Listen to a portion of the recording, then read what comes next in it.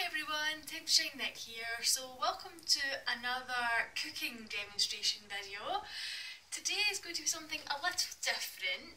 It's an Italian based dish and it's something that my mum taught me, so it's kind of passed down a little bit, so that's why the title of the video says family recipe.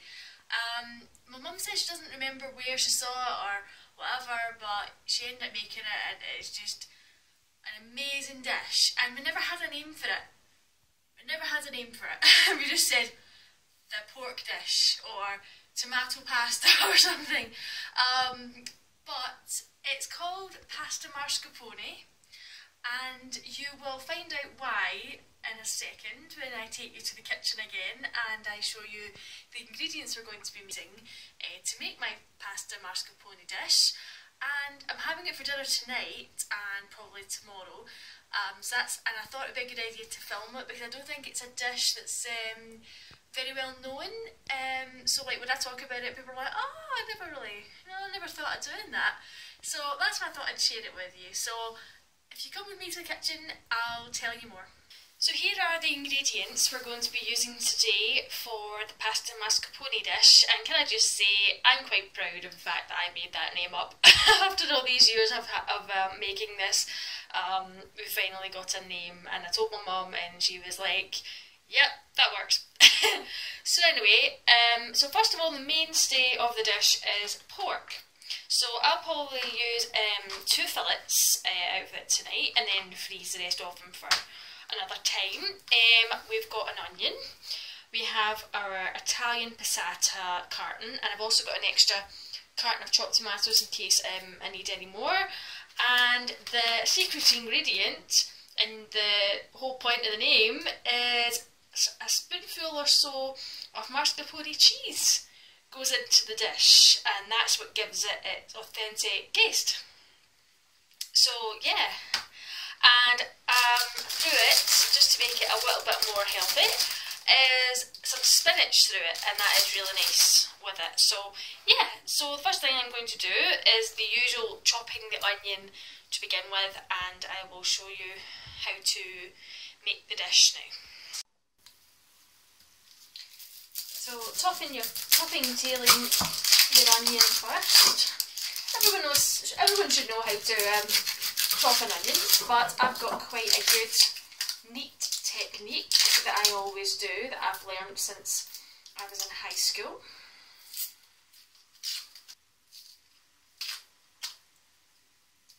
Wow, this onion, I haven't even started chopping it yet, and it is, ooh, I'm going to be crying today.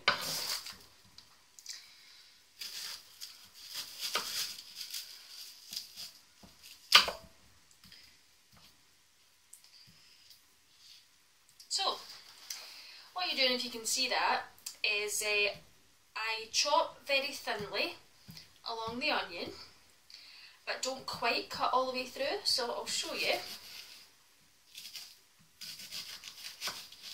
Oh guys, I need a tissue already. Wow, I can tell these are really fresh onions.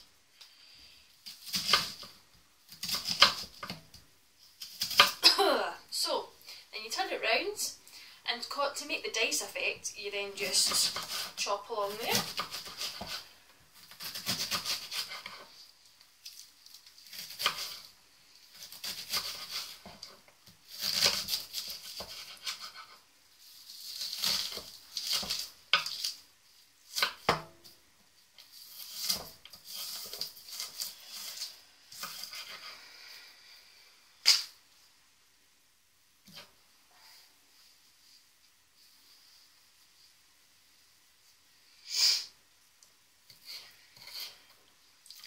Almost there. Should really wear goggles when I'm chopping onions, eh? Oh, these are lethal. Ow. Oh. Let me just do the exact same with the other onion. I'm just going to carry on, the show must go on. And all that. That'll That'll just about do it. Can't do it anymore. My eyeballs are going to fall out.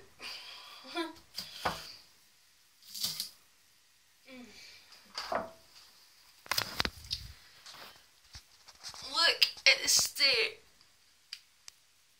of my face. Ah. Oh. Look at.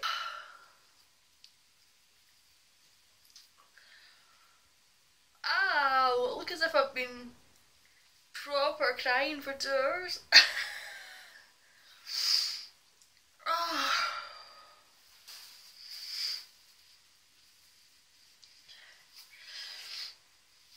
Oh.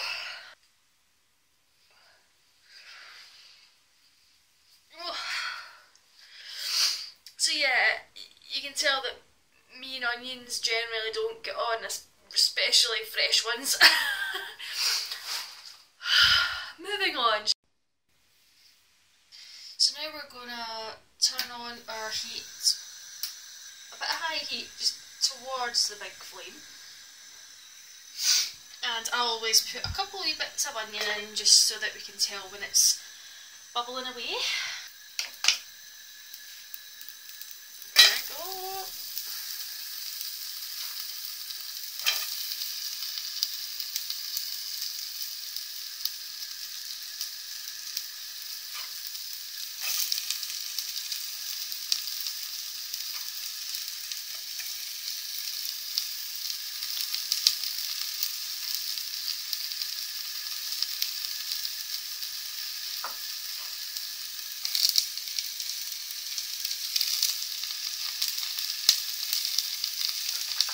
And then you brown your onions, and I use some Fry Light as for my oil.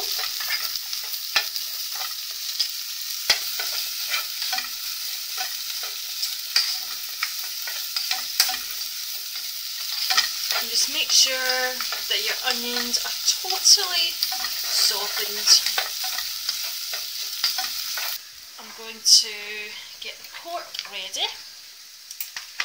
So we'll start off with 2 fillets and see how we get on.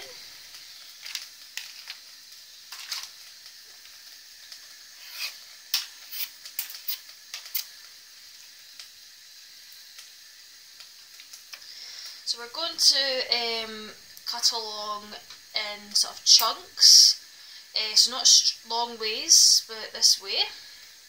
I'm going to do that and I'll be right back with you. That's the pork chopped. We play on words there. And I actually decided to actually do 3 pork fillets, so just so you know, I went from 2 to 3. It's just so that the portions can last a couple of nights and I can freeze 1 portion even. So yeah, so you cut along ways and then across so you get the kind of smaller pieces. So we're going to add this to our pot over there.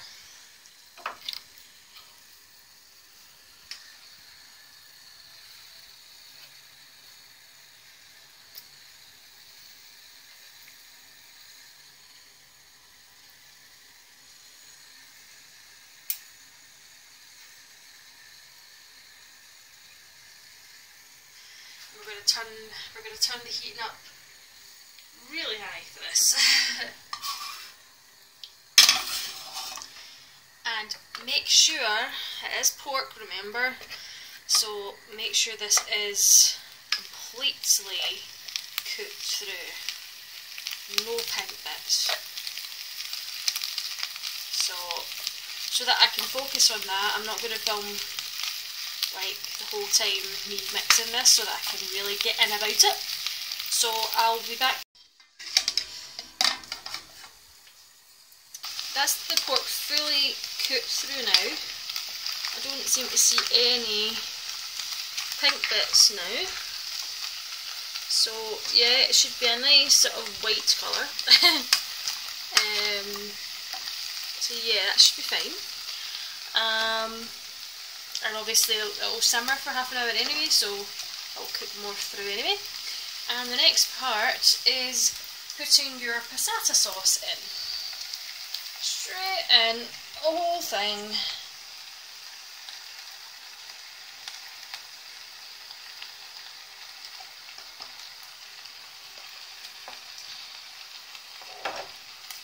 And give that a good stir round.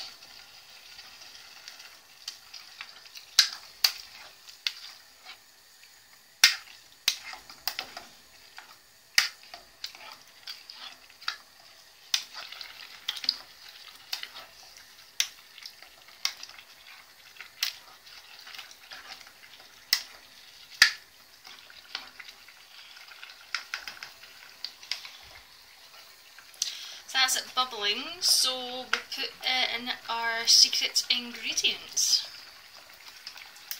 Our mascarpone cheese. We'll put a spoon and a bit in, so let's just see how this goes. Add it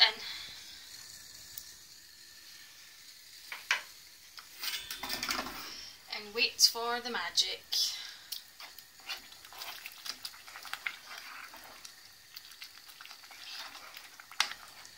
So can you see it there, sort of going from a red to going a bit orange?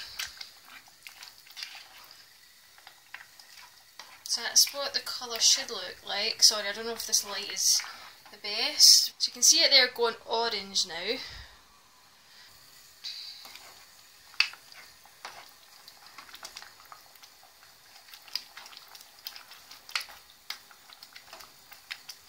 Okay, that probably should do it for the cheese.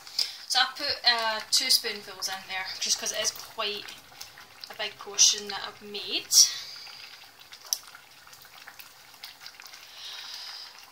So what I'm going to do now is I'm going to get this onto the very small flame there at a low heat with the lid on, and maybe for about half an hour, but maybe 10 minutes or so, 5 minutes, I might, that's when I'll put the spinach in, because you don't want it, like, spinach completely thawed out, you know, so you need to have a little bit of a freshness about it. So yeah, put the heat on now.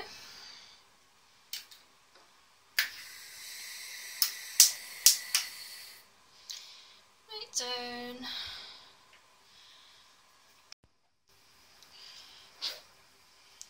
So just coming to check on it, so always lift your lid away from you. Cooking away nice, give it a wee stir about.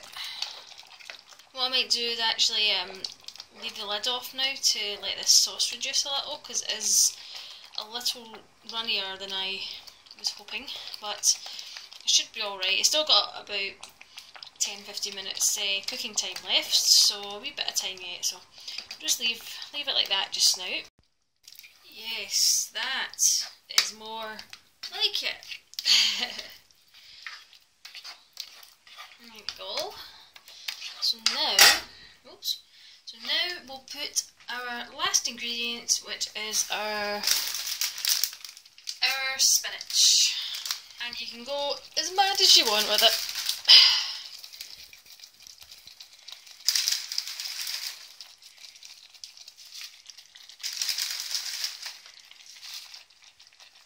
We'll see how we get on with that, because what happens with spinach is that it gets really, really thin, and you can put more in if you want.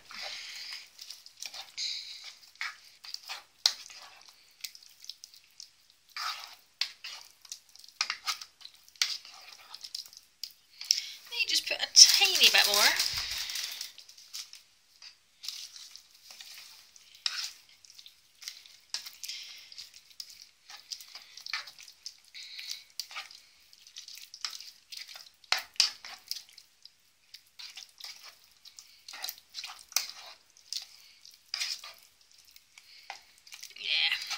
That'll do for the spinach.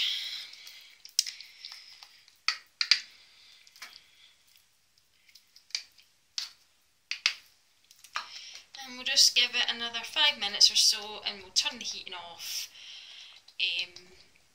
and wait till our pasta's done.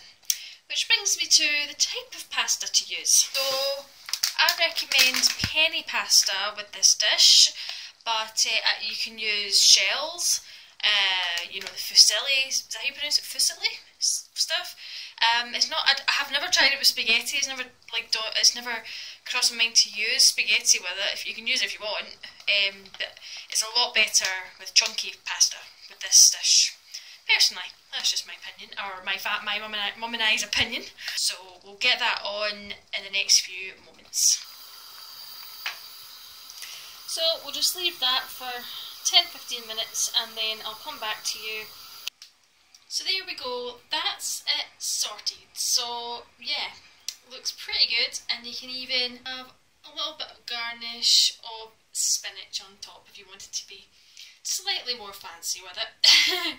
So yeah, it looks nice, and I'm just going to have another bit because I am so hungry now.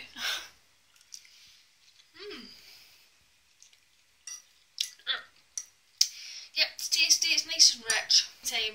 It's quite a light dish, like you don't bloat, that doesn't make you feel too bloated. So I'm going to go and enjoy this. Been looking forward to it all day. Yeah, I hope you enjoy the demonstration. Hey, that's me finished my dinner now, so yeah, that was blimmin' great, I'm not gonna lie. If I do say so myself, it did turn out really well. It was rich and tasty, and yeah, it was just, really enjoyed it. And yeah, if you fancy trying it out, I will post the recipe in the description, and you can tell me what you think if you give it a go, and you can tell me what part of the video you like the best, or have you ever actually come across that dish before, do you like it? So yeah, it was really enjoyable to make this video for you.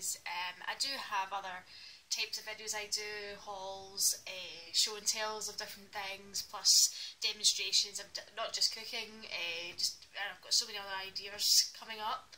So if you want to see more from me, please hit subscribe, and that would be very nice of you. Thanks a lot for stopping by, and I'll catch you in the next video.